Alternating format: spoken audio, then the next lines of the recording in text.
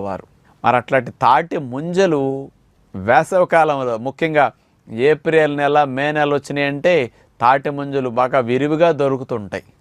చాలామంది తాటి ముంజలు కడుపు నొప్పి వస్తుందని, తేడా చేస్తుందని భయపడుతూ ఉంటారు. గట్టిగా ముదిరిపోయిన ముంజలు ఉంటాయి.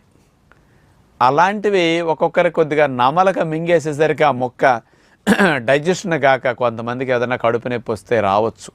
అలాంటి గట్టిగా ముదిరిపోయిన తాటి ముంజలు మానేసి, తాటి ముంజు లోపల నీళ్లు ఉంటాయి, ఆ నీళ్లుండే ముంజలు, లేత ముంజలు మనం తింటుంటే కూడా మెత్తగా లూజుగా ఉంటాయి చూసారా, అలాంటివి వాటిని అట్లా తాటి ముంజలు చెక్కి కోసిచ్చినప్పుడు వేలుతో తోడుకు తినేసే పద్ధతి అది మీకు కరెక్ట్గా తెలిసిపోతాయి. వేలు ఇట్లా తోడుకునేటప్పుడు కనుక ఫ్రీగా వెళ్ళి ముంజని కట్ చేసి తీసుకొస్తున్నదంటే అది లేత ముంజలు, అవి చాలా బాగుంటాయి.